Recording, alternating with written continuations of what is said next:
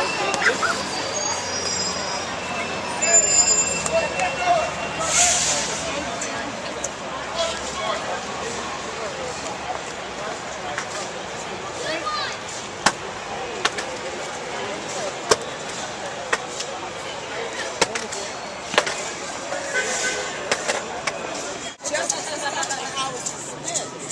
talk about medical marijuana and all of this.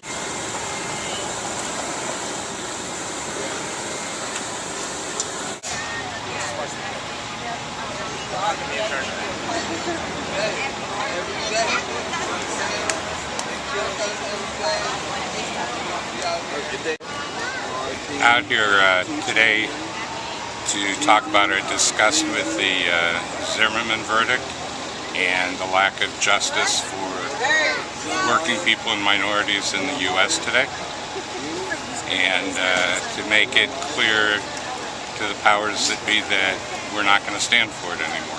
We've got to organize on a local basis to demand accountability from the cops and the politicians, but also to educate ourselves on the fact that there's no justice in capitalist society for working people and minorities. He would be leading demonstrations against it. He would be agitating against it. He would be agitating for justice. Just like the people out marching in West Oakland right now are doing and the people here. We have a huge way to go with inequality between the 1% and the 99%, between minorities and whites, between the classes. The fact of the matter is that we've got a shrinking, quote, middle class because all the money is going to the 0.01% in this country, and it's not getting better, it's getting worse, and we have a government that's not listening to us. So we have a long way to go. Well, I think people are aware there's a problem. They don't know how to identify what the problem is, and that's what frustrates people. The fact of the matter is it's the gross inequality in society is, and the fact that they use race and religion to pit working people against each other is the problem. While the rich stash their money in the Bahamas and the Cayman Islands and Switzerland and everywhere else. The fact that we're all being ripped off and we're fighting among crumbs, that's the problem. Just that more and more people got to become active. That there's no way that the American people can be victorious without becoming active. We've done it before, back in the 30s, and built a much more equitable society. Since the 80s, that's all been reversed. Now we got to rebuild it.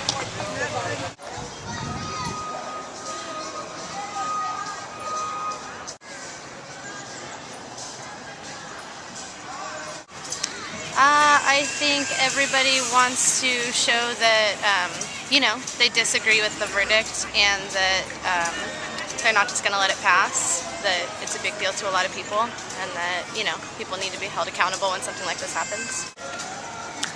I was at work, so I didn't hear about the verdict until later last night, but as much as it's not a huge surprise, it still really hurts. I think that anyone can see that George Zimmerman made a lot of mistakes that night, and that, there were a lot of things that just didn't need to happen, and, it's a really complicated case based on the people involved, and, it's horrible. I think that a lot needs to happen on a personal level for people. I think that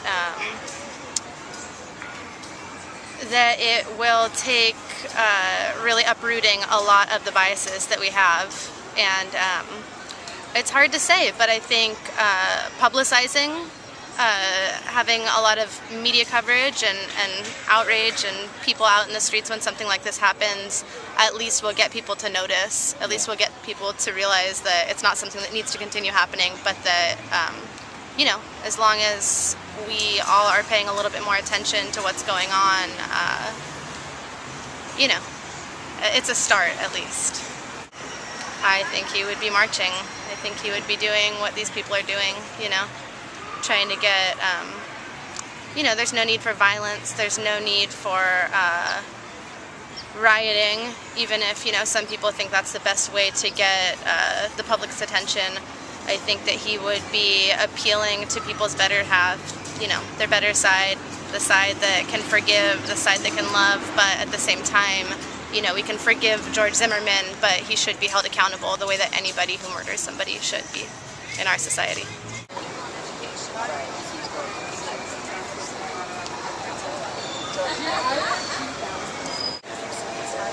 It's sad. I mean, it's sad because it always happens. It happens constantly, and it's like I think it happens so much, and people kind of push it under the rug in different, you know, states and cities, and then every couple of years a big case comes along like this, and it's a slap in the face because there's no justice. It's like, you know, I didn't do anything wrong. That wasn't self-defense. That was murder. Yeah, stop racial profiling. That's the key. We have to stop doing that first. Yes, it really just starts at home. The parents, you know. People are taught that behavior. You don't learn it. You're taught it. So people need to stop acting like they're not racist and, you know, just fess up to what they really are and change it at home first. Be devastated. All his work. I mean, it's not for nothing. It's still, you know, we're still working toward that, but it would just be devastation, you know, to know that it's still ongoing. Dr. King will be out here marching with us.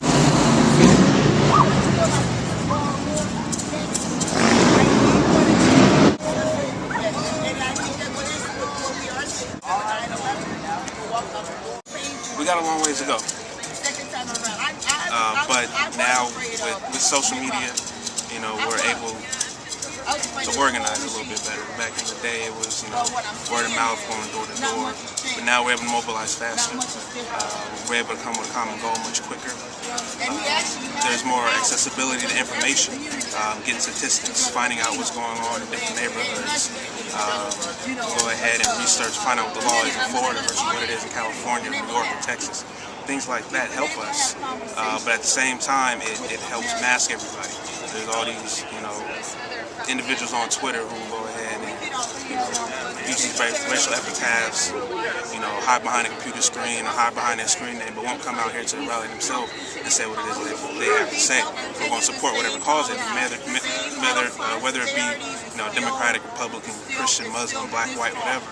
You have individuals who choose just to hide and not actually make a difference. You know, you can only do so much on Facebook. You know, you have to get out, you have to find something in your community. There's things going on now in Richmond to go ahead and stop the violence. There's a group out there, you know, that contacts individuals who have been in gun violence. You know, they're going ahead and they're doing what they can to go ahead and to deter it. You know, they're talking to them like, you can go to school, you can still go to college, and as a group, we can do something like that, you know, but it takes more people than just, you know, hollering out things and doing something. As far as what Martin Luther King was talking about, you know, race and class and things of that nature, it's a long way to go, because not only can we organize, you know, if we feel what we're doing is positive, but those other individuals and those other organizations, they can also go ahead and mobilize and keep their message being heard. So it's a fight. It's a struggle, but it may have some grassroots approach with us, but, you know, there's so much more, you know, economic kind of like disenfranchisement. You know, it's not just the law that's been made. You have to think about when the law was made. You know what I'm saying? It was made under these racial undertones that didn't see, you know, black individuals like myself as an entire whole person to begin with. You know, so the way the economy is set up, the way you know, the way the laws are constructed, they're not for certain individuals. You know, until we can go ahead and get a voice in those type of venues, then change can be made. But we can start something here. We can make them hear our voice here today. But it's going to take time, and it's going to take a lot of effort. peaceful protest is always going to be our first option, you know, but sometimes, you know, you can only keep knocking at the door for so long. So things may have to be done first to go ahead and get their attention. You know?